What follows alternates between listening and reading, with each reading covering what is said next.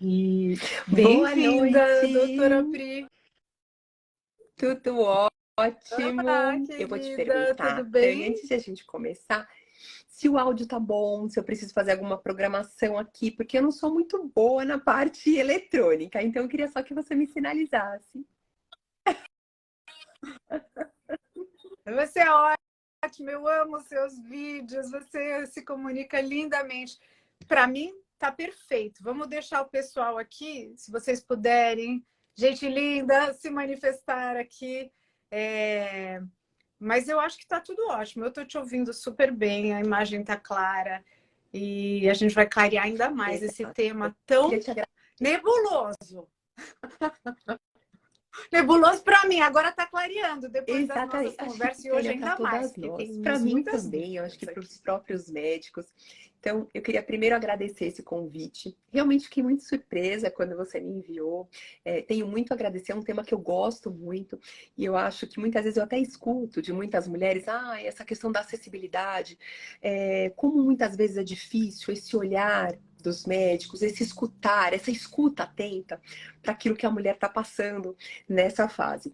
Então é algo que realmente eu acho muito importante, que a gente vá criando uma conscientização sobre esse assunto, uma cultura de conversar com os nossos filhos, de conversar com as nossas amigas, para que cada vez mais a gente entenda sobre a saúde da mulher. Então estou muito feliz, queria realmente agradecer o seu convite de estar aqui falando de um assunto que eu acho tão importante para a saúde feminina.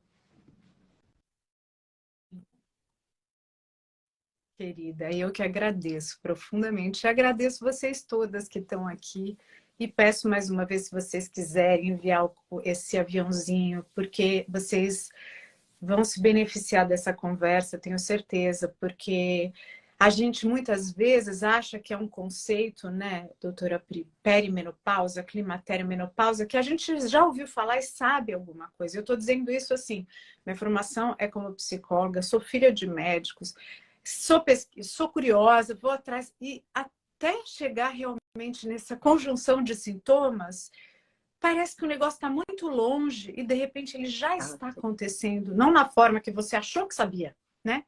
E às vezes essa falta de constatação disso como uma situação traz mais angústia do que quando a gente começa a observar isso com conhecimento, com aprendizado, né?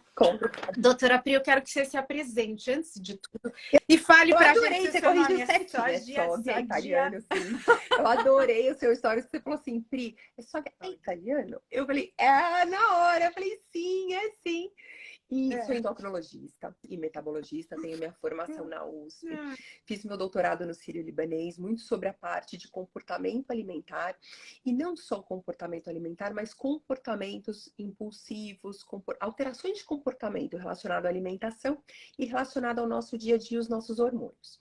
E a partir desse estudo de impulsividade, de alteração de saúde mental, de comportamento, também foi, né, nascendo um interesse sobre a parte da saúde feminina, sobre a parte do climatério e da menopausa, no qual existe tantas mudanças da nossa saúde mental, do nosso comportamento e que muitas vezes não é valorizada. Então, vou fazer mais ou menos uns 10 anos que tenho, né, entrado nessa área de saúde da mulher, também vivenciei um climatério, né, mais cedo do que normalmente acontece na população, acho que também dando um pouquinho da dor e das dificuldades que a mulher passa nessa fase, fazendo com que eu interessasse ainda mais, então, não só em tratar das minhas pacientes, mas que essa informação ela chegasse para as mais mulheres, assim, até vivenciando mesmo.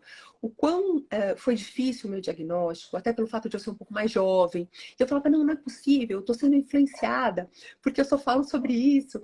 E quando, na verdade, ele já estava acontecendo, então, o que você começou a conversa, Tânia, foi muito bacana. Às vezes a gente constrói uma ideia, a gente trabalha com esse assunto, a gente tem mulheres que estão vivenciando isso junto com a gente, mas quando a gente vai olhar para nós, seja por alguns estigmas que a gente tem, sobre algumas dificuldades que a gente associa essa mudança hormonal com o envelhecimento, com uma finitude, né? Então, assim, puxa, a gente relaciona muito com o envelhecimento da nossa parte emocional, da nossa parte física, da nossa vitalidade.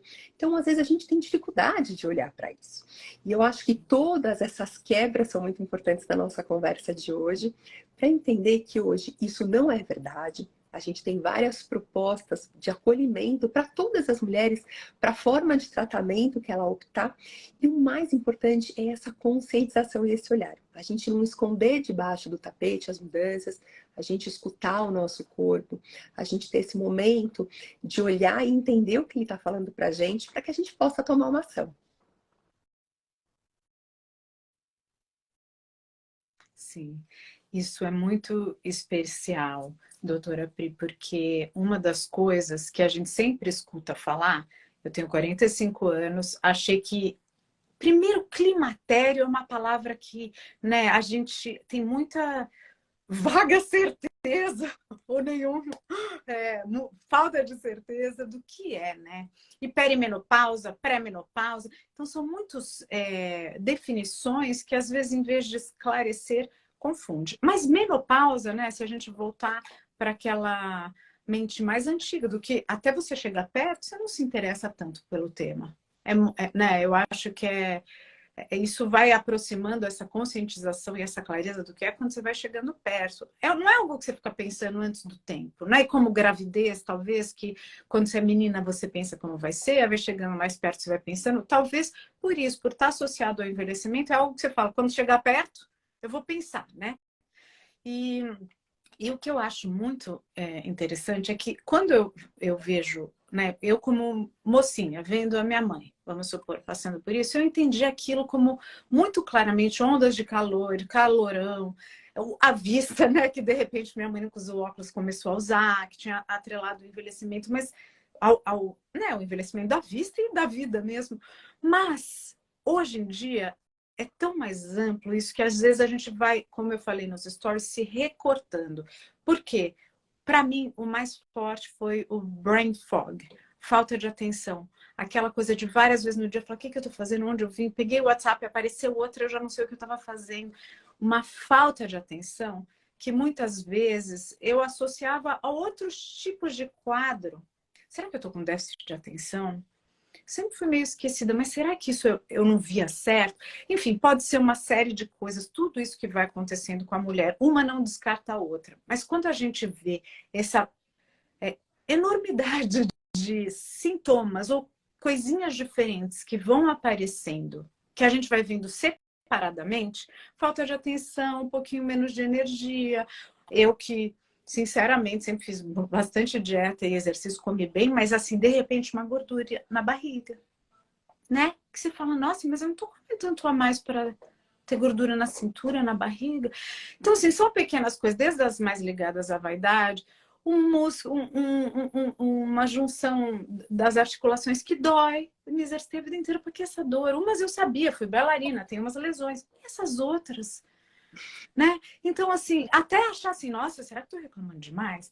Eu acho que são muitas coisas para se avaliar que quando a gente conversou, eu tive um alívio mesmo, doutora Pri, de ver que isso é uma circunstância, é um momento, é uma década, talvez, ou uns 5, 6 anos, mas que quando a gente traz esse olhar de luz e que existe possibilidades inúmeras de cuidar, traz um acalento. Você não tem que falar, então é déficit de atenção? Não, então é dieta só? É gordura? Nossa, mas será que eu tô com artrite? Pode ser tudo isso, mas assim, não é tão sério quando você vai vendo separado, senão a gente acha que tá com tudo de repente, um monte de sintoma, um monte de doença, né?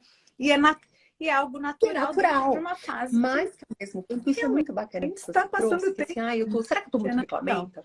E aí eu quero trazer muitas colocações da sua fala, que assim, primeiro, quando a gente se prepara para gestar, a gente está desejando isso. Então eu fui no médico, eu conversei com o meu companheiro, algumas mulheres desejam, outras mulheres não, mas quando ela se propõe a gestar e olhar para isso, é porque ela deseja isso. Qualquer pessoa que você perguntar, você deseja entrar na menopausa? Você deseja entrar no climatério? Eu acho que a gente deseja envelhecer bem. Então, quando a gente vê uma pessoa que nos inspira lá na frente, a gente fala, puxa, isso que eu desejo para mim. Mas dificilmente a gente pensa lá na frente, porque quando a gente se olha entre 40 e 50 anos, a gente não se imagina agora acontecendo uma senhora, uma mulher mais velha, de 80 anos, fazendo exercício, fazendo. A gente fala, que máximo! É muito inspirador. Mas a gente fala, é inspirador quando eu tiver 80, não para agora. Então, esse desejo, a gente deseja envelhecer bem, mas esse cuidado para a gente chegar nessa fase, eu acho que culturalmente não foi trazido para a gente. Porque não é um desejo nosso passar por isso, por essas mudanças. Então, esse aprendizado, muitas vezes, com as nossas filhas, com os nossos filhos, com a nossa vida mesmo, eu acho que é uma construção que a gente não recebeu na infância e a gente vai precisar construí-la agora. E a atenção que me deu na sua fala foi justamente essa. Será que eu estou um pouco reclamenta? Porque eu reclamo do sono, da atenção, da memória, da irritabilidade. E só essa semana, a gente está na quarta-feira. Começou na terça, porque foi feriado. Eu devo ter escutado no meu consultório pelo menos umas 4 pacientes que, ao sentar no consultório, Tânia, elas se definiram como chatas. Não, doutora, eu sempre fui meio chata e reclamenta, mas agora... Puxa, mas por que a gente se chama de chata e reclamenta, mas agora está insuportável? A gente já tem muitas vezes esse papel de fazer essa crítica pra gente. Por que eu tô reclamando se eu tô bem, tô com um trabalho tranquilo, meus filhos também? Então a gente muitas vezes se sente perdida, não só por causa dos sintomas que incomodam e trazem uma piora da qualidade de vida, mas porque a gente não consegue muitas vezes entender o que está acontecendo e passa a se culpar por aquilo que a gente sente. Olha como nós, como mulheres, precisamos muitas vezes receber, né, esse cliquezinho prévio de informação, porque além de passar mal, eu estou me sentindo culpada de passar mal. Olha como é algo que é assim realmente não acolhedor para a gente, que já está à noite sem dormir, que está sentindo dor e não consegue fazer tanto exercício, que tem uma piora da TPM e realmente acabei de ter um problema no meu trabalho, no meu relacionamento, porque eu perdi um pouco aquele controle num momento de maior impulsividade. E a gente não tem essa... Peraí, calma. Acho que está com alguma coisa acontecendo comigo. Deixa eu pedir ajuda. Deixa eu conversar com o meu médico. Às vezes a gente vai tentando conduzir tudo isso que está acontecendo, porque ainda está tão longe da menopausa, né? Eu tenho 40, 45, a minha mãe entrou com 55, com 50, então não é isso. Ou a gente nem associou com as mudanças hormonais. A gente vai associar muito o fogacho, mas lembrando que o fogacho é algo que vai acontecer, aí sim, muito próximo dessa interrupção, desse término dos fluxos menstruais. Isso que você falou de uma década é lindo, porque os estudos mostram justamente isso, Tânia. Essas mudanças vão acontecer 6, 8 anos antes e mudanças, às vezes leves, mudanças mais intensas. Isso vai depender muito da individualidade e de cada fase da mulher. Mas essa atenção para esse momento é fundamental.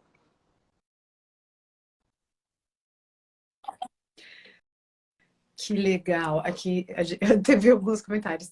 Tô chata, tô super cansada, né? Precisa de compaixão, realmente. Precisa a gente se amar antes de tudo e ver que é algo que acontece. Que, claro, cada individualidade vai bater de um jeito. Eu vi no seu perfil, doutora Pri, você conversando também sobre a questão inflamatória e o aumento dos sintomas, né? Hoje em dia fala-se muito de inflamação, a gente muitas vezes tá realmente com uma alimentação muito ruim, não se exercita, sempre é tempo, né, de transformar, e às vezes por outras histórico de vida ou por outros distúrbios, né, que foram surgindo.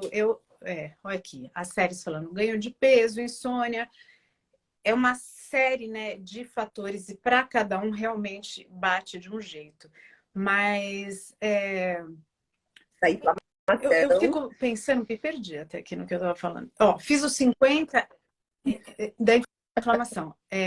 Se eu leio, gente, aí esse meu brain fog, essa minha desconcentração, ela bate. Bonito. Mas tem muitas amigas que estão ótimas no sentido de não terem ainda... Porque eu me dei conta que isso era uma circunstância há muito pouco tempo. Eu estava vendo todos os sintomas separados. Falo isso de verdade. Quando eu coloquei aqui o post, muitas amigas íntimas me mandaram. nossa, será que é isso? Eu falei, cara, assiste.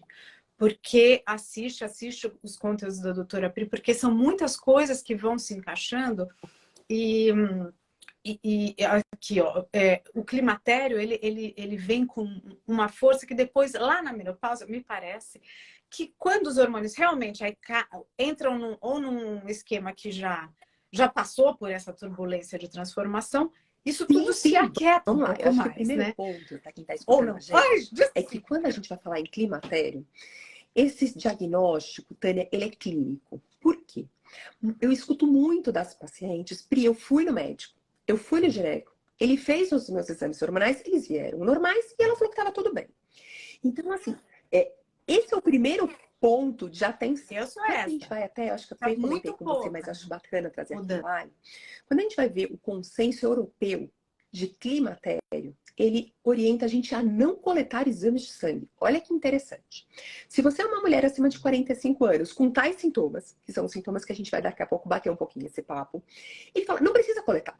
O diagnóstico está feito, é climatério. Porque como a gente sabe que essa queda hormonal acontece 10 anos antes, e a média de idade é entre 48 e 52 anos, uma mulher que tem sintomas característicos da baixa hormonal, uma mulher que tem, na verdade, esse quadro clínico após os 45 anos, o diagnóstico é clínico e o exame ele pode vir normal ou alterado.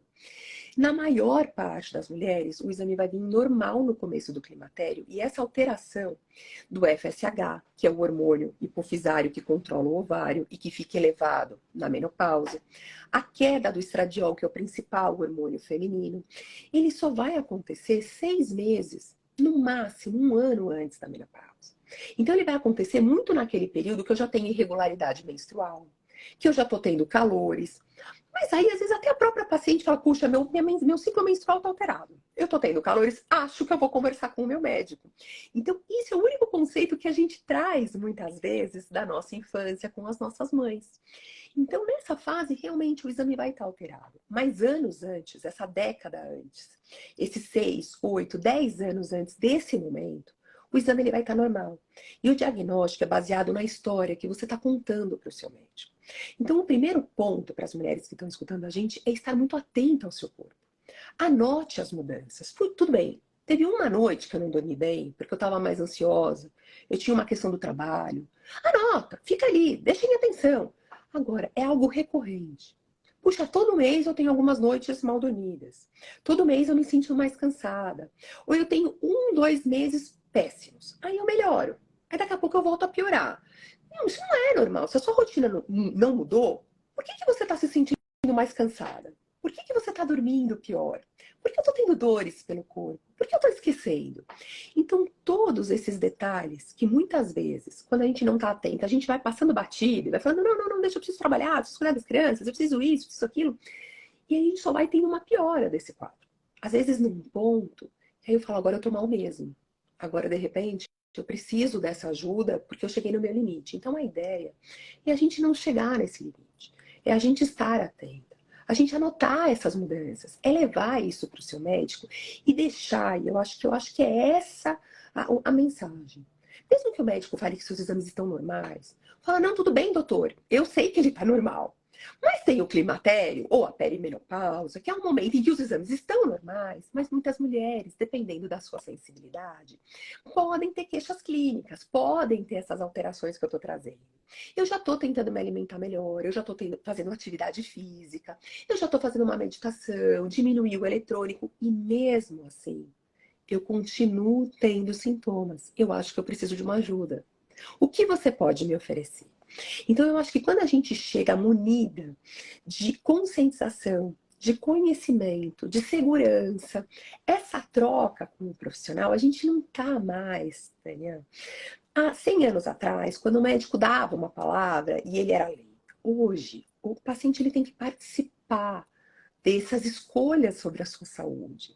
Ele é o agente ativo, porque muitas vezes o médico vai passar um remédio, se o paciente não tiver confiança e não quiser, ele não vai nem usar. Então, o médico hoje ele tem que entender que a postura dele é de um colaborador. Ele vai trazer conhecimento, ele vai organizar uma proposta e o paciente, as mulheres, elas têm que participar disso junto com o médico. E essa informação, lógico, de uma maneira delicada, gentil, porque é uma troca, né? E nem todos os médicos às vezes estão tão abertos, mas eu acho que ela tem que ser colocada. A mulher não pode desistir de se cuidar. Puxa, esse médico não foi tão bacana? Tudo bem, então eu vou procurar um outro. Deixa eu me cuidar, eu quero fazer isso. Só que muitas vezes foi o que a gente conversou, a gente nem sabe que é o climatério, que é esse nome que a gente nunca foi apresentada. Então, seja o climatério, seja mudanças hormonais, seja o nome TPM, que é um nome que a gente está mais acostumado. Por quê? Porque os nossos hormônios têm uma ação no nosso corpo, do ponto de vista de comportamento e de humor. E algo que a gente vê, e aí também fica, né, falando de climatério, muitas mulheres percebem muito uma piora da TPM. Pri, eu tô com mais enxaqueca na TPM, eu tô com mais retenção hídrica, eu tô com mudança às vezes do meu ciclo, tô mais irritada. Então, quando acontece essa piora da TPM, eu também tenho que estar atenta e levar isso, porque às vezes isso já pode ser um sinal do climatério.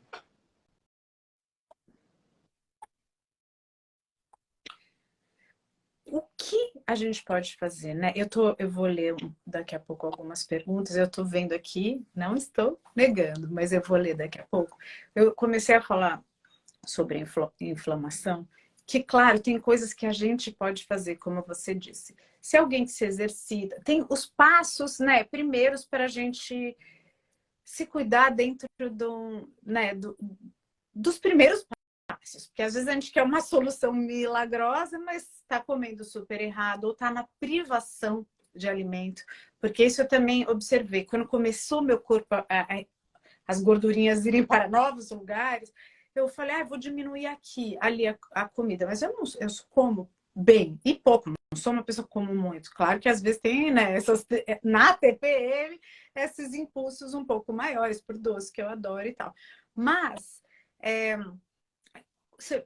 você começa a se privar muito de alimento, falta nutriente, o tiro sai pela culatra, você fica mais cansada, com mais falta de atenção, com o hormônio lá embaixo, como a Beth está colocando aqui, e o sexo, né? Libido para o escambau, enfim.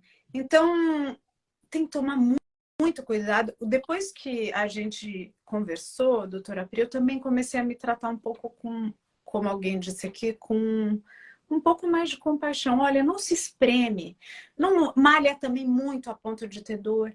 Vai no meio do caminho, porque tem gente que não malha nada, gente que come muito, gente que come pouco. É achar esse meio do caminho, que a maturidade, eu acho que é um dos maiores ganhos que ela nos traz. E juntar nessa fase, né, de tamanha transformações, porque já está muito instável. Se a gente botar mais instabilidade, a gente começa a perceber, acredito que muitas de vocês, saio 2 dias à noite, ou bebo uma taça de vinho um de outra, dá uma estragada, né? Para mim dá. Então, assim, o que eu faço mais para ficar no meu meio do caminho, né? Nesse caminho onde está mais estável, porque já é uma instabilidade maior que está acontecendo, né? Então, tentar eliminar o que mais de instável vai me trazer. Lilian, eu não estou na menopausa, ela está perguntando aqui, a gente está falando da menopausa também, mas do climatério, da pré-menopausa ou Então, eu perimenopausa, é criei tudo a mesma algumas coisa, mensagens doutora Pri, aqui. essas Eu vou responder nominações? da inflamação, eu vou responder do que a gente pode fazer, eu vou responder da alimentação consciente, que eu gosto muito, eu já vou também falar sobre isso. Eu vi que alguém perguntou do DIU e do Systenconte. Eu já vou emendar essa resposta e vou tentar trazer todas essas informações. Mas qual é a diferença, Tânia? É que muitas vezes no climatério, primeiro, a gente tem valores que não estão tão baixos hormonais, porque é um processo de queda gradativa, por isso que eu não tenho a questão dos calores, ou muitas vezes da secura vaginal. A gente tem, na verdade, outros sintomas muito mais cognitivos, mentais, de humor, de irritabilidade, de alteração de sono, que são muito mais proeminentes na maior parte das mulheres. Segundo, esses exames hormonais, muitas vezes, eles não estão alterados, o que dificulta o diagnóstico, porque assim, glicemia 150 é diabetes, glicemia 80 está normal. Não existe isso no climatério. Então, não existe esse número categórico no exame laboratorial, o que dificulta muitas vezes a gente entender que o diagnóstico é clínico. Mesmo quando a gente vai falar de outros diagnósticos clínicos, por exemplo, como um quadro de depressão. Quantas vezes a gente deixa de tratar uma paciente que precisa porque não existe um exame mostrando o que tem? É algo que a gente vai escutar do paciente, a gente vai entender o que está acontecendo com ele, e o climatério também é isso. Segundo, ele antecede a menopausa, então o tratamento muitas vezes é diferente, de acordo com os sintomas e o quadro clínico da paciente.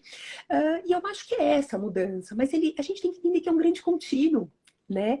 Então, assim, se é menopausa, tá, acabei de carimbar, 1 ano sem nada. Não! Antigamente, quando a gente fazia o tratamento em mulheres que entravam na menopausa, tudo bem, então a gente esperava esse 1 ano. Mas há anos, Tânia, isso mudou. Hoje em dia, a gente trata quando a mulher ela tem sintomas na perimenopausa, para evitar o declínio cognitivo, para evitar a perda de massa óssea, para evitar a piora cardiovascular. A gente tem feito uma proposta muito mais fisiológica, de manutenção. Agora que ela está péssima, que ela parou faz 1 ano, que ela já perdeu o osso, que ela já fez a piora do colesterol, agora eu vou tratar. Não. A proposta é justamente evitar esse declínio na saúde da mulher que começa a acontecer com a queda hormonal. Então, esse é o primeiro ponto dessas diferenças. Segundo, falando da alimentação, eu amei o que você colocou.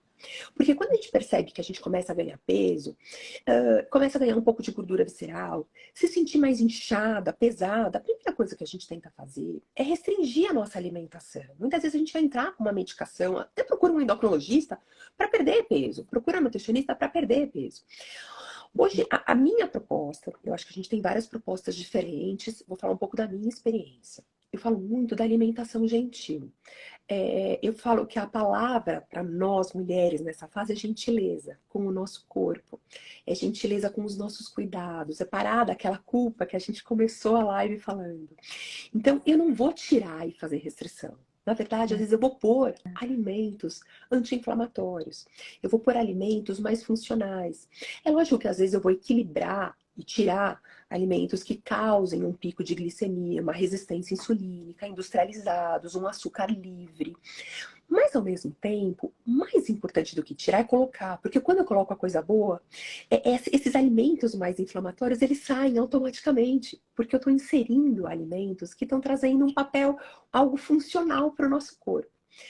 A gente fala muito da dieta anti-inflamatória, justamente porque a mulher, ela tem um aumento de gordura visceral, ela muitas vezes vai ter uma inflamação, adorei da rinite alérgica, algo que a gente não relaciona ao climatério, é piora das nossas alergias, tanto de via aérea, quanto cutâneas. Pri, eu comecei com uma coceira que eu não tinha antes. Eu piorei o meu quadro alérgico. A gente tem hoje estudos mostrando que as mudanças dos nossos hormônios alteram o nosso sistema imune, não só para a gente ter uma predisposição a pegar infecção, mas a piorar alergias. Então, todo esse olhar importante é E e é isso candidíase. A também, gente né, tem, assim, doutora parece que Pri? muda. Eu Eu falo, mas fui nunca ver tinha isso. O que isso. está acontecendo agora? Você ia falar da sua herpes, desculpa, conta para mim, Tânia. Uhum. Não, não é isso, porque eu falei assim, antes eu tenho desde criança, né? E eu sei, tomo muito sol ou fico muito exausta, né? Quando gravava novela, assim, tipo, meses dormindo pouco. Ou um baque, né? Tipo, quebra-pau em casa, com o marido, com o filho. As coisas que a gente sabe que são, né? Gatilhos. De repente, você ter sem os gatilhos que eu conhecia. Falei, meu, tô feliz, tô de boa, não tomei sol, não tô mega estressada.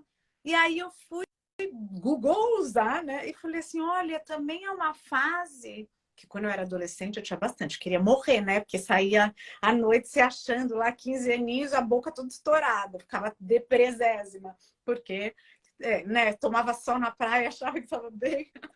Não vi mais. Mas agora eu falei, olha que curioso, deve realmente ter esses momentos hormonais que o corpo deve estar requisitando tantas coisas, né, para se equilibrar, que a Exatamente, imunidade Tânia. E a deve gente dar acaba tendo esse essa maior chacoalho predisposição também. de herpes, de candidíase, de infecções de vias aéreas. Então, todos esses, puxa, não tenho isso normalmente. Quando eu estou numa fase de exercício e alimentação regular. Anota isso, leva essa mudança. Porque cada mulher, ela vai manifestar uma alteração. Então, essa alimentação anti-inflamatória, com alimentos ricos em coenzima Q10, em resveratrol, em isoflavonas, em vitamina E, né? Depois até a gente pode combinar, deixo um post, até assim, com esses alimentos, porque às vezes eu vou trazer, puxa, coloque castanhas, coloque vitamina C. Mas é tanta informação que eu acho que é bacana, de repente, eu ponho nos meus stories, marco, e aí, de repente, se você quiser repostar para as outras pessoas, para a gente divulgar essa informação, eu acho, assim, eu acho que a ideia é a gente ter uma ideia macroscópica de que alimentos funcionais, eles fazem muita diferença para o nosso intestino, para a nossa microbiota intestinal, para o nosso sistema imune e para esse quadro de bem-estar.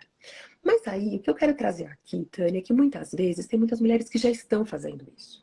Elas já estão com uma dieta regular, elas já estão fazendo atividade física, elas já estão tendo uma rotina muito saudável.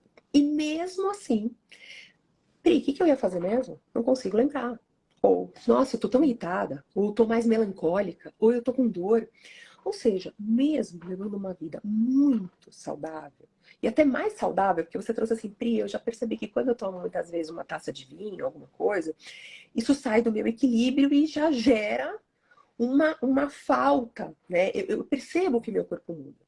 Eu acho que esse momento da nossa maturidade, Tânia, a palavra é equilíbrio. E é prazer também. A gente tem que ter um prazer. Eu, Pri, não gosto de bebida alcoólica, porque eu não gosto. Acho que eu nunca bebi na minha vida, não é do meu perfil. Mas tem gente que adora, que tem muito prazer. Então, a gente tentar deixar o máximo equilibrado, mas ter os momentos de prazer. Não ter essa restrição. Então, só que às vezes, para eu ter esse equilíbrio, eu preciso olhar para os meus hormônios também. Então, às vezes, eu vou precisar dar esse suporte para eu conseguir tomar minha taça de vinho, para um dia poder ficar até mais tarde, sem atrapalhar tanto o meu sono. Porque senão a gente começa a levar uma vida muito restrita. Ai, perdeu a graça. Né? Ai, Pri, se eu tomo café, que é o que eu mais amo, eu tenho calor. Poxa vida. Então, assim, será que... Como é que a gente vai organizar isso? Equilíbrio, prazer, não precisa ser tanto prazer, pode ser um pouco menos, então a gente vai ver qual que é o meu ponto e cada uma vai ter o seu. E a gente ter esse suporte para facilitar a nossa vida. Eu acho que isso é muito importante. E aí, na sua pergunta, eu queria muito falar dessa questão cognitiva mental. Eu vou trazer um relato para vocês, eu acho que até porque a Tânia falou que isso foi muito importante para ela e atrapalhou muito a performance profissional. Saiu, há alguns anos atrás, um relato de caso, uma reportagem na BBC, de uma neurologista americana, em que ela fez, no início de carreira dela, junto com outros colegas médicos, um diagnóstico de uma mulher de Alzheimer precoce. Então, era uma mulher que tinha 45 anos e uma alteração cognitiva mental tão importante. Todos os testes neurológicos, todo o exame dela e da equipe falaram, não, essa mulher ela tem doença de Alzheimer. Vamos começar a tratar. Então, começaram a tratar com um remédio, ela não respondeu. Começou a tratar com outro remédio, também não respondeu. De repente, eles falaram, puxa, o estrogênio tem um impacto no cérebro da mulher. Como ela é jovem e ela não está respondendo nada, vamos começar a fazer a reposição hormonal. Tânia, ela normalizou. E aí, essa médica percebeu que o diagnóstico de Alzheimer tinha sido um diagnóstico errado.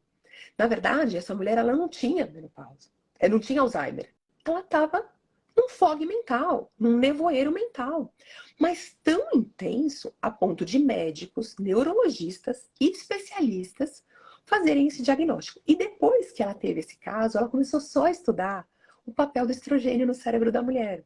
E tem muitas postagens, tem muitos artigos científicos, e ela trabalha muito nesse assunto. Tamanho foi o impacto desse caso, porque assim, se ninguém pensasse em dar estrogênio para a mulher, porque não é o tratamento do Alzheimer estrogênio hoje.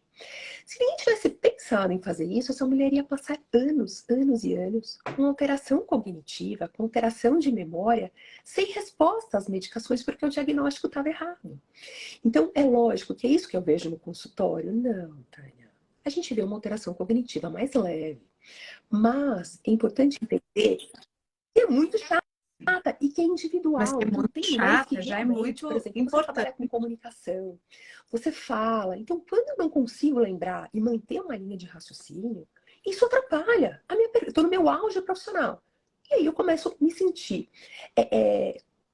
a síndrome da impostora. De que eu não consigo mais, de que eu não sou potente. Às vezes eu deixo de aceitar alguns trabalhos por causa é uma alteração cognitiva. E quando, na verdade, a reposição hormonal, quando indicada nesses casos e quando assim, é necessário, ela vai melhorar muito. E a gente tem formas não hormonais também, desde a alimentação, desde suplementos, que a gente pode conversar um pouquinho agora. Então tem tanta coisa que a gente pode enriquecer para a saúde mental, para libido. Então a mulher não precisa falar, tô sem libido, acabou. Tudo bem, vou ficar sem isso. Se isso faz diferença para ela, vamos dar um suporte para a libido. Se isso faz diferença na parte profissional e cognitiva, vamos dar o suporte. Vou trazer algum dos suplementos que a gente acaba usando para a parte mental, e aí se tiver mais alguma pergunta a gente vai responder. Então, para quem está escutando a gente e que percebe que essa questão do humor, da irritabilidade está alterado, a gente tem sim alguns suplementos, como por exemplo, o DHA e EPA, que é o que a gente tem no ômega, a colina, que a gente pode, através de suplementos, ou muitas vezes, da alimentação, com uma alimentação rica em ovo, uma alimentação rica em carne. Lógico que só tomar um pouquinho de cuidado com a questão da carne, né? Porque também é a questão inflamatória intestinal, mas, ou seja, vou colocar 1, 2 vezes por semana, colocar uma frequência maior de ovos. A colina, ela é linda para o sistema nervoso central. A gente usa muito magnésio, a gente tem alguns estudos de magnésio, de zinco e de vitamina E, mostrando também esse benefício. Então, eu acho que a ideia é entender que a gente vai usar uma proposta muito individualizada para a queixa que eu estou trazendo. Então, puxa, minha queixa é a libido. Então, muitas vezes eu vou usar uma maca-pó, eu vou usar uma creatina, eu posso usar muitas vezes derivados de pimenta, contanto que não piore para as mulheres que não têm fogachos. E muitas vezes a reposição hormonal para as duas, né? Tanto para a parte cognitiva quanto libido, fazem muita diferença. Então, acho que a gente vai precisar fazer uma avaliação. Ver se essa mulher não tem contraindicação, mas a minoria das mulheres tem contraindicação. Menos de 5, 10%, Tânia. As mulheres, elas muito, muito. Isso mudou muito, né? O que seria a contraindicação? Tem um monte de gente aqui falando, e você está me falando de algo que, desculpa te interromper, eu conversei aqui com uma pessoa que foi super quem me estimulou a olhar para isso, tá? A Mércia, te deixa um beijo, Mércia, ela é massagista esteticista, uma mulher incrível. E ela falou para mim que eu moro nos Estados Unidos, quando ela chegou aqui, ela sentindo, né, depois de um tempo isso tudo, e falou, ai, que pena, porque as minhas irmãs, ela tem 2 irmãs mais velhas, foram no Brasil e falaram que elas não poderiam fazer reposição, não sei o que, provavelmente eu também não posso. Ela com 47 anos, foi aqui, fez os exames e os médicos falaram que ela podia. Ela falou, minha vida, né, não estou aqui falando que é o quadro de todo mundo, mas quando ela me contou, ela falou, minha vida mudou muito. E aí eu comecei a ter dó das minhas irmãs, que eu vejo elas 1 ano e meio mais velha do que eu, sofrendo por um monte de coisa que eu já estou aquietada, que eu já estou muito, né, com muito mais vontade de viver, com menos dores, com... Eu falei assim, mas será que hoje em dia as suas irmãs não deveriam rever se elas podem? Porque as coisas mudaram muito. Antes ninguém podia, você tinha qualquer coisa e não podia repor. Hoje em dia são algumas questões, que sei que são algumas, mas não sei se você pode falar aqui, mas o que realmente impossibilita a pessoa de ir buscar essa saída. Porque também tem muito médico que não está preparado para o que está acontecendo agora. Isso mudou muito, os tipos de hormônio mudaram muito. E eu vou fazer um comentário aqui nos Estados Unidos que já estão fazendo, não sei se é certo ou não, porque eu prefiro 1000 vezes me cuidar no Brasil. Eu acho o amor, o acolhimento e o preparo muito maior. Mas aqui existem programas de reposição sem nem você fazer exame de sangue, pelo sintoma. Então, o que eu até comentei a questão de não fazer exame para diagnóstico de climatério. Mas antes de qualquer reposição hormonal, então, uma coisa é para fazer o diagnóstico na Europa, que eles fazem essa questão de custo-benefício, até para um acesso maior para a população. Sim. Mas, independente do diagnóstico, aí a gente está falando de indicações e contraindicações. Então, primeiro, a indicação, Tânia, ela é baseada nos sintomas da mulher. Hoje em dia, o consenso, ele fala que a gente tem que tratar as mulheres que têm sintomas. O que a gente tem que tomar um pouco de cuidado, na minha opinião, é que existem sintomas que são invisíveis. Então, muitas vezes eu vou tendo uma inflamação, meu colesterol está piorando, eu estou formando placa, eu estou perdendo osso, e eu nem estou sentindo nada disso. Na verdade, eu só vou ver se eu fizer uma densitometria óssea. Eu só vou ver se eu olhar o meu exame de colesterol. Eu só vou olhar, às vezes, daqui 5, 10 anos, quando eu formei uma placa. Porque eu entrei na menopausa, uma placa de gordura nos vasos. Então, ou seja, muitas vezes, esses sintomas de cognição, de aumento de risco de demência, que está associado a essa queda hormonal da menopausa, a mulher, às vezes, ela tá tudo bem. Eu não tô sentindo calor, não tô sentindo alteração de memória, eu não tô sentindo nada, então ela vai tocando a vida. E o que eu acho que é importante? Primeiro ponto, o consenso ele recomenda que a gente faça a reposição para as mulheres que têm sintomas.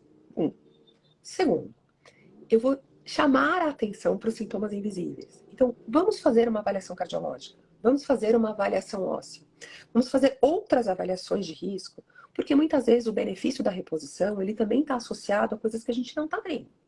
Terceiro, ainda não é uma recomendação de consenso. Olha, a mulher ela não está tendo nada. Vamos usar para prevenir Alzheimer. Vamos usar para prevenir infarto. Isso não está no consenso, como forma de prevenção. Mas eu, hoje, quando eu olho as minhas pacientes de 65, 70 anos, não todas, tá, Tânia? Eu tô falando numa forma geral. Eu tenho mulheres incríveis, que estão melhores do que a gente. Aos seus 75 anos, com uma energia ímpar, que eu falo, meu Deus, e nunca fizeram reposição. Mas quando a gente pegar a média das mulheres que estão um pouco mais velhas e não fizeram reposição, eu vejo uma diferença muito grande de massa muscular, da parte cognitiva e mental, das mulheres que fizeram reposição e as mulheres que não fizeram. Então, ainda não é, ó, vamos fazer para todo mundo, mas eu acho que assim, nós que temos olhado mais para a nossa saúde, que temos olhado como a gente quer envelhecer, a gente também ter essa ideia de que muitas vezes lá na frente vai ter uma diferença de quem fez essa reposição ou não. Primeiro ponto. Segundo, que a gente estava conversando sobre a questão de contraindicação. Quem são as mulheres que não vão fazer? Hoje a gente tem bem claro que mulheres que já tiveram infarto e AVC, então elas já tiveram infarto e AVC. Mulheres que tiveram já uma trombose, uma TVP, que é uma trombose venosa profunda, um TEP, que é uma trombose pulmonar.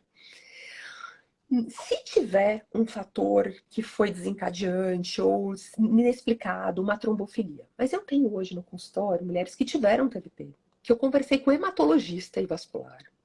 E a gente não identificou nenhum fator de risco. E eles falaram, Pri, o benefício dessa paciente com a reposição é maior do que o risco, a gente vai fazer sim. Porque todo esse medo da trombose era num período que a reposição era oral. Então, quando a gente toma o hormônio de forma oral, ele passa pelo fígado e ele aumenta uma proteína chamada protrombina, que aumenta a trombose. Só que quando eu faço a forma transdérmica, seja em gel, seja em adesivo, eu não tenho esse aumento de risco. Então, e os estudos já mostraram isso. Pacientes que fazem a reposição transdérmica, por dérmica, pele, seja através do gel, seja do adesivo, eu não tenho aumento do risco de TVP, que é a trombose venosa profunda de membros inferiores, eu não tenho aumento do risco de TEP, eu não tenho aumento do risco de infarto, eu não tenho aumento do risco de AVC. Então, a gente tem total segurança na forma transdérmica. Então, esse fato de ter trombose prévia, ele é uma contraindicação relativa. A gente vai avaliar caso a caso, se tem trombofilia ou não. A gente vai discutir muitas vezes com outro médico especialista para abraçar essa mulher e pesar esses riscos e benefícios. E a maior contraindicação, na minha opinião, é a mulher que já teve câncer de mama hormônio dependente. Então, mulheres que tiveram câncer de mama, que não são hormônio dependente, a gente também vai pesar risco-benefício junto com o oncologista. E as mulheres que tiveram câncer de mama hormônio dependente, a gente não vai fazer a reposição, a gente vai fazer um suporte. Essas mulheres precisam ser abraçadas, mas a gente vai fazer uma proposta não hormonal, principalmente no início. A não ser em casos muito específicos. Agora, Pri, a minha mãe teve câncer de mama. A minha irmã teve câncer de mama. Isso contraindica a minha reposição? Tânia, não. A não ser que eu tenha 3 familiares que tenham câncer de mama com 40 anos. Eu vou falar, poxa, peraí, eu tive a minha irmã, a minha avó e a minha mãe. Será que não tem uma mutação na família que aumenta esse risco?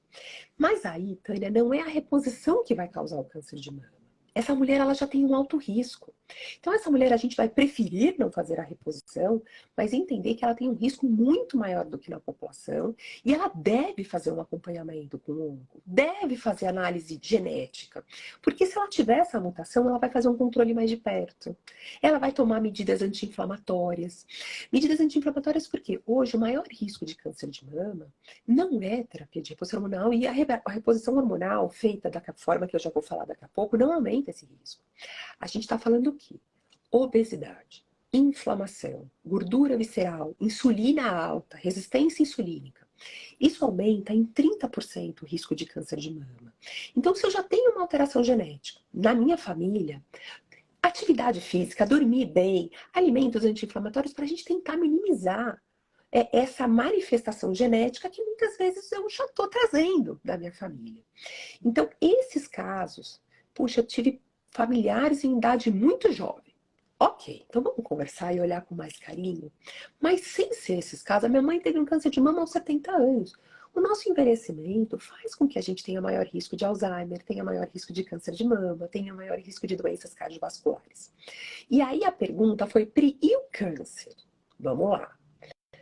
Hoje, os estudos mostram, tem um estudo publicado no JAMA, que é um estudo um artigo, é um jornal de altíssimo impacto mundial na área médica, mostrando que mulheres que fazem a forma transdérmica em uso da progesterona micronizada, que é aquela progesterona natural, eu tenho menor risco de infarto, eu tenho menor risco de AVC nas mulheres que fazem reposição, sem mudança do risco de câncer de mama.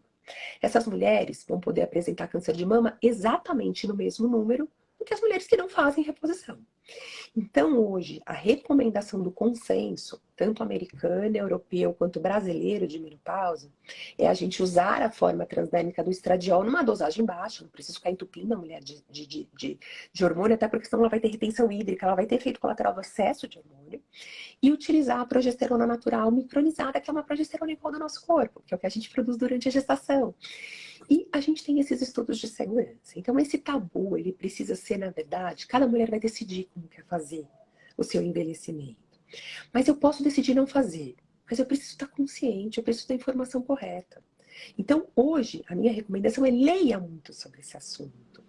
Entenda muito, né? E o que a doutora Pri está falando não é outra cabeça dela. Isso foi falado no congresso, em novembro do ano passado, pelas pessoas que mais estudam menopausa no Brasil.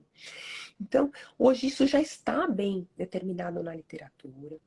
A decisão vai ser sua junto com o seu médico, mas é muito importante que a gente se muda de informação para que essa escolha seja consciente. Puxa, eu não quero porque eu não quero, ou porque eu não preciso. Agora, se eu estiver sofrendo, por que não receber algo que diminui nossa mortalidade? Que diminui a mortalidade cardiovascular, que protege o nosso osso, que protege o nosso coração, que protege o nosso cérebro. Então, a gente tem mudado esse olhar sobre a reposição, tá? Doutora Pri, meninas, me dá um minutinho, porque o meu cachorrinho Limão, que muitas conhecem, da hora de comer, ele empurra a porta e abre. E ele abriu aqui, deixa aberta. Aí o barulho da casa vem tudo. Peraí. Com certeza. Já vi até as cachorrinhas aqui. Fala, vem aqui agora. Todo mundo quer escutar. Ela falou, será que eu tô na menopausa? Eu também quero saber sobre isso. Pois é. Cada um lutando pelo próprio espaço. Né? Muita gente aqui está em dúvida, e eu também, quando li, fiquei, a progesterona oral e a não oral, tem alguma que é melhor? Hoje, Tânia, o grande vilão, quando a gente falou do risco cardiovascular de infarto e AVC, é o estradiol passando pelo fígado, que é o estrogênio. Uhum. Então, esse tem que ser transdérmico. Tanto que, quando a gente toma o anticoncepcional, a gente aumenta o risco de trombose, de TEP, de trombose pulmonar. E quando a mulher já teve trombose, o que o médico autoriza? O uso do anticoncepcional só com a progesterona. Porque a progesterona oral, ela quando passa pelo fígado, não aumenta esse risco de trombose. Então, eu acabei não falando a frase completa com nome e sobrenome. Então, o estradiol tem que ser transdérmico e a progesterona tem que ser oral. Maravilhoso, é isso mesmo. Por quê? Porque a progesterona transdérmica, ela é pouco absorvida. Então, eu acho que eu tô dando, a mulher acha que tá recebendo, mas ela está absorvendo muito pouco. Então, hoje o consenso, ele recomenda justamente isso. A progesterona, ela tem que ser oral ou vaginal. Eu acho muito mais cômodo, se a gente pensar em anos de reposição, fazer oral, a gente resolve, toma à noite, junto com o remédio pro cabelo, junto com os nossos cremes, com aquilo que a gente quiser se cuidar nesse momento. Pode ser vaginal? Pode. Eu acho só um pouco mais incômoda todo dia à noite colocar. Acho que às vezes é um pouco menos prático, mas eu acho que cada mulher vai decidir isso. Infelizmente, a progesterona por creme, que a gente usou por muito tempo, Tânia, ela não absorve direito. Então, a gente sabe que muitas vezes essa mulher ela não está fazendo essa proteção do endométrio, que é importante com a progesterona, ou com os benefícios da progesterona. Ela deve ser oral e a passagem oral da progesterona não aumenta o risco de trombose. Então, para vocês ficarem tranquilas, tá bom? Muito bom. Tem muitas perguntas, acho que até a gente pode ver com a Cláudia de fazer uma outra leva, porque realmente é um tema muito importante, que gera muito, né, muitos questionamentos, e a gente ainda tem boas fontes de informação e não, ao mesmo tempo. Então, eu entendo que todo mundo aqui está sentindo são muitas dúvidas. Mas uma coisa que eu vou dar um exemplo, tá? Eu chego no consultório, não estou me exercitando, e é muito difícil, porque o que vem antes, o ovo ou a galinha, eu não estou me exercitando porque eu não tenho energia, ou eu nunca me exercitei, tá pior agora, então, mas eu sei que eu preciso me exercitar, mas estou sem os hormônios que me dão coragem, que me dão vontade, enfim. Mas eu chego no consultório e eu estou bem acima do peso, que já é do histórico, eu não me exercito, eu não tenho uma boa alimentação. É indicado para minha reposição? Eu posso fazer algo junto, não esperar, porque eu acho que hoje em dia tem uma questão que eu sempre busco olhar para mim, e acho que a gente tem sempre que pensar, é o quanto eu estou atribuindo ou me vitimizando e atribuindo a solução da minha vida em mil contextos a alguém ou a algo. Né? Eu sempre me pergunto isso, porque é óbvio que a gente quer emagrecer de um jeito que algo venha e nos emagreça, sem eu mudar um hábito, a gente quer algo que, né, nos transforme com uma pílula mágica. A gente sempre quer. Seria muito mais fácil se isso não tivesse outros efeitos. Mas, assim, o que eu realmente tenho que fazer por mim, porque senão esses hormônios não vão trabalhar como poderiam ao meu favor, né? E, enfim, então é uma reflexão também, porque tem isso tudo acontecendo na nossa vida, mas o que eu posso, da minha parte, fazer no meu dia a dia, e outra parte que não tem como, eu preciso de reposição, eu preciso daquilo que me falta, eu preciso de tal vitamina, eu preciso de tal suplemento. Você falou bastante aqui das coisas que sim são importantes, mas como que a gente, se chegasse alguém com bastante sobrepeso, sem se exercitar, comendo mal e com todo esse quadro que é inerente, acho que a maioria estando, né, em pontos diferentes. Eu achei lindo isso, Tânia. Quero trazer essa resposta com dois exemplos, tá? Então, eu tenho uma paciente que voltou agora, ela passou comigo há uns 4 ou 5 anos atrás, 4 anos, com sintomas relacionados à parte de climatério e menopausa, e trouxe várias... climatério, tá? E eu trouxe várias propostas. Da parte de alimentação, atividade física, mudança de sono, e comentei da parte hormonal, mas falei que a gente poderia esperar um pouquinho. Bem, ela voltou 5 anos depois. Por quê? Porque ela colocou em prática. O corpo dela voltou a funcionar de maneira positiva, ela ficou assintomática. Naquela ocasião, ela tinha um pouco mais de peso, deve ter perdido, não vou me lembrar exatamente quanto, mas entre 8 e 10 quilos. Começou a fazer exercício físico todos os dias, começou a dormir bem. Os hormônios voltaram a equilibrar e ela ficou assintomática. Só que agora, 4 anos depois, o que ela estava conseguindo controlar com a mudança de estilo de vida, não.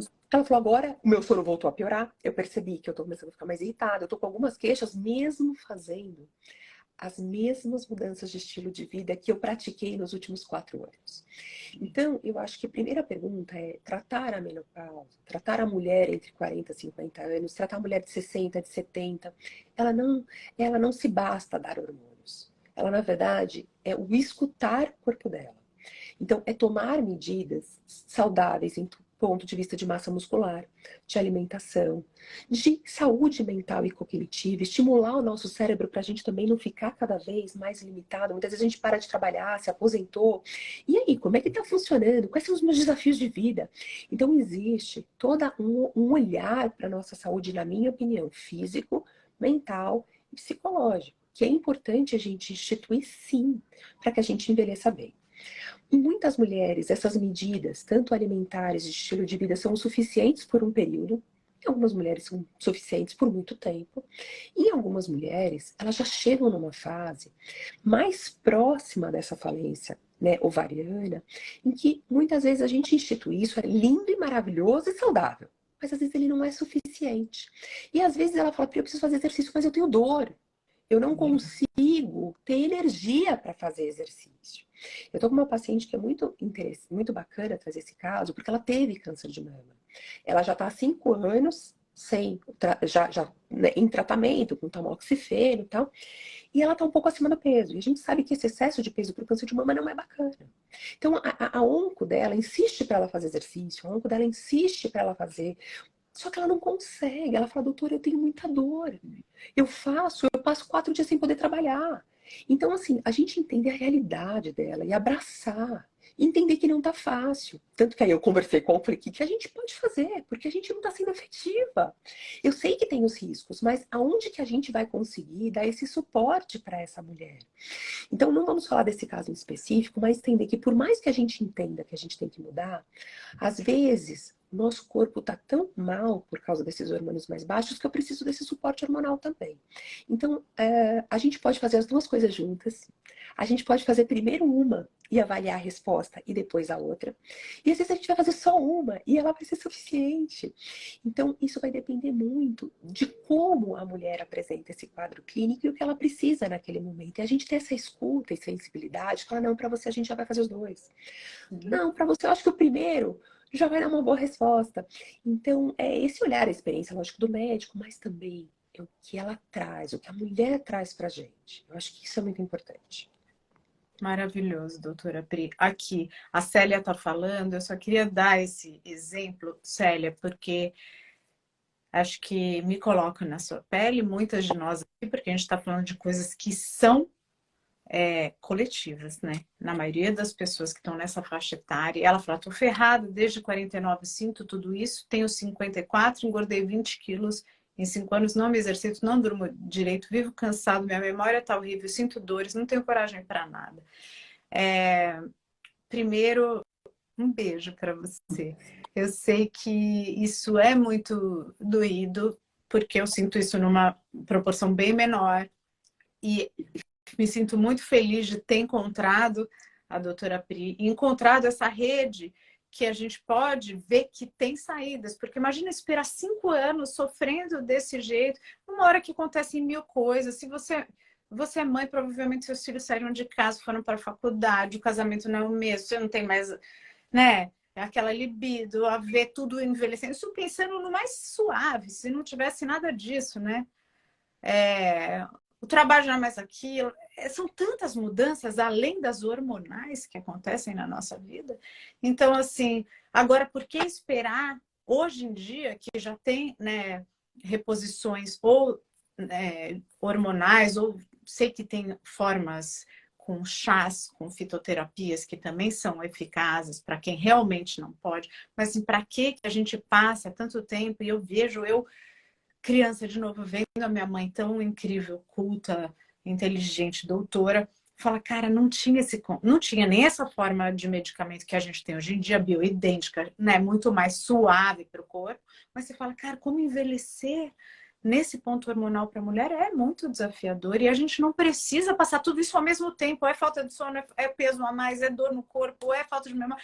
Caramba, né? Como dá para ter ajuda, e acho que o mais maravilhoso da internet é essa teia de suporte que a gente vai tecendo juntas e um auxiliando e buscando ajudas, se você né, de várias formas. Como é a reposição hormonal por SUS? Existe isso também, doutora Pri?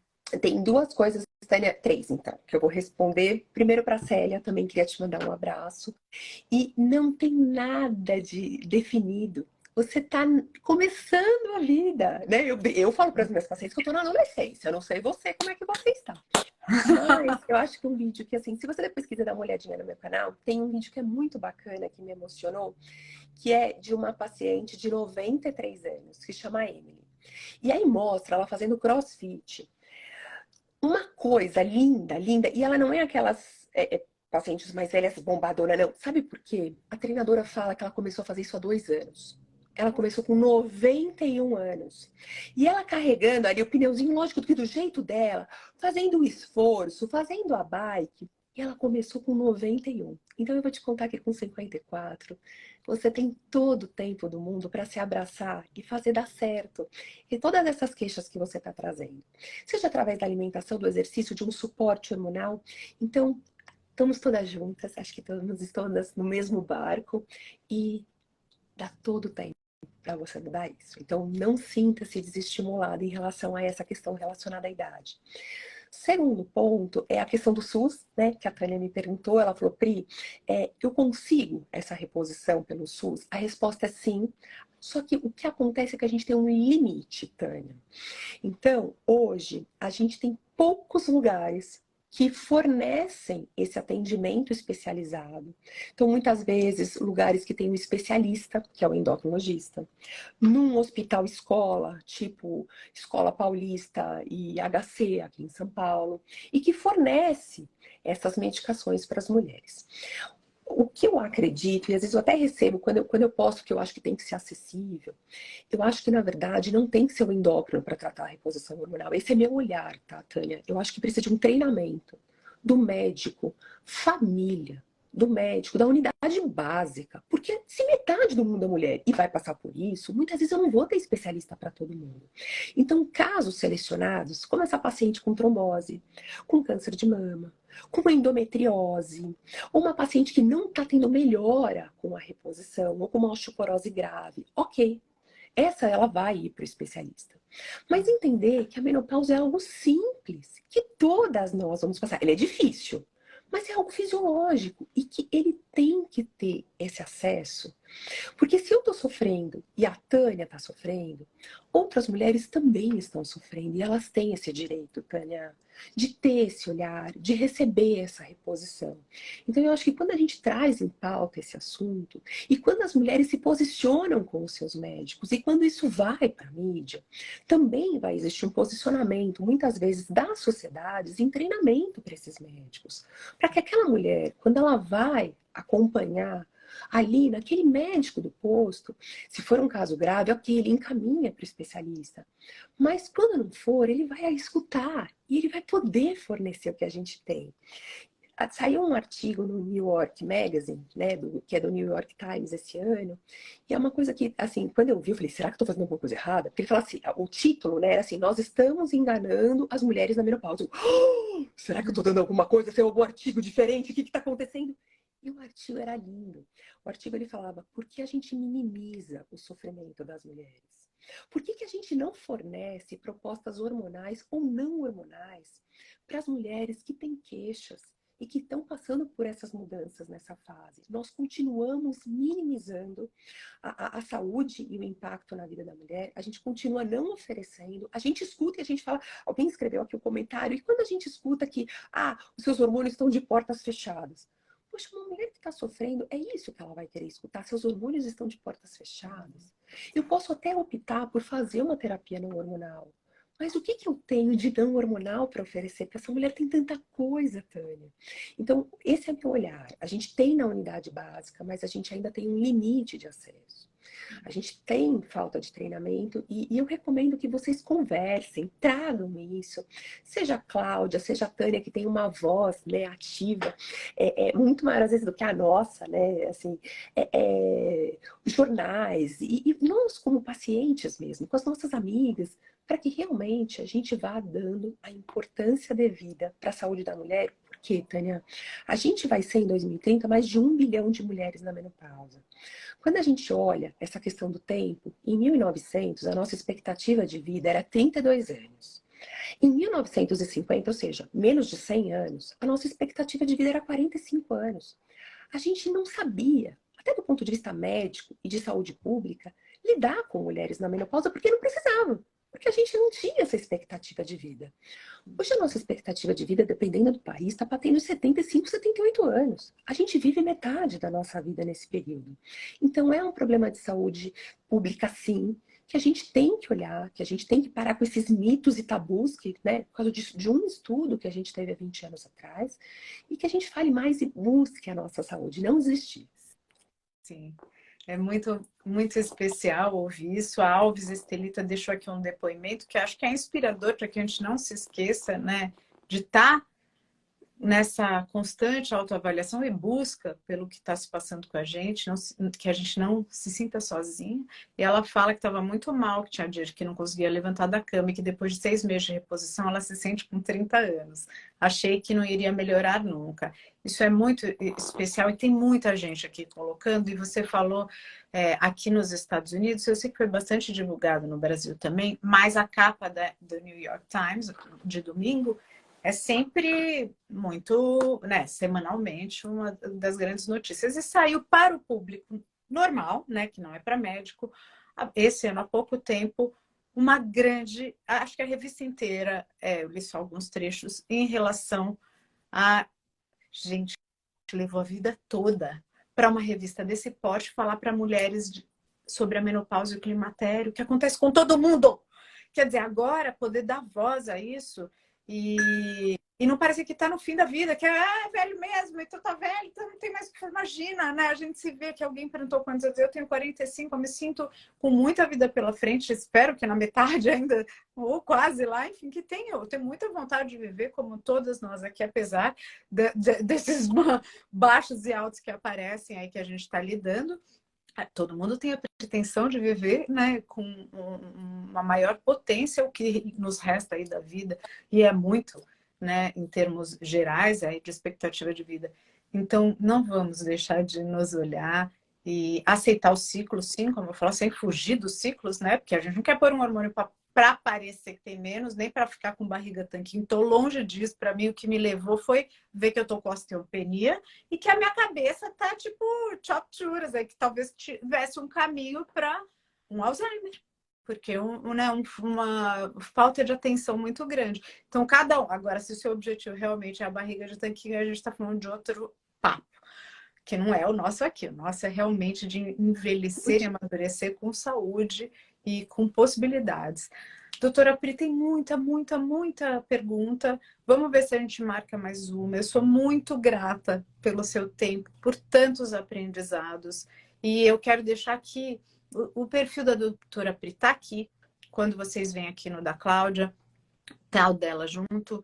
Vão lá, sigam, tem muito conteúdo legal para a gente ir aí vendo quais as possibilidades que a gente tem para fazer. É uma hora que eu agradeço muito a todo mundo envolvido, trazendo voz para esse momento desafiador e maravilhoso, porque a gente ao mesmo tempo está num momento da vida que o outro, a opinião alheia importa menos, que a gente sabe selecionar o que a gente quer da vida, que a gente tem gratidão pela nossa história até então. Tem tantas coisas legais que poder equilibrar os hormônios faz realmente um mergulho nessa fase tão linda, né, da vida, que é o amadurecimento e o envelhecimento, poder ser passado de uma forma ainda mais especial.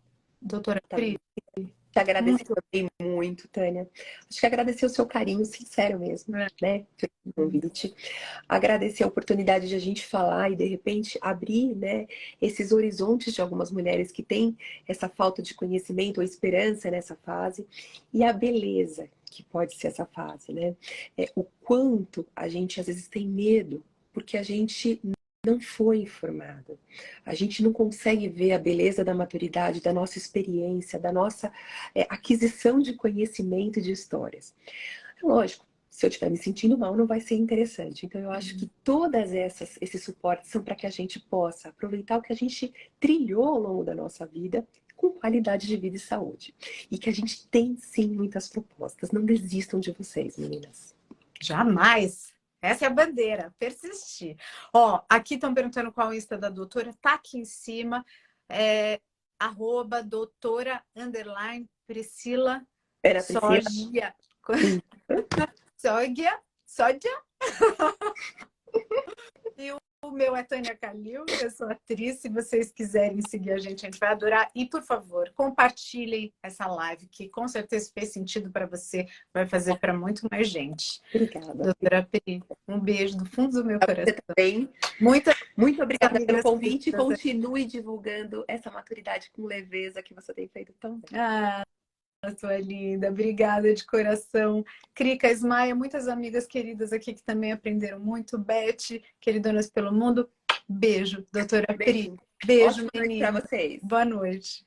Até já!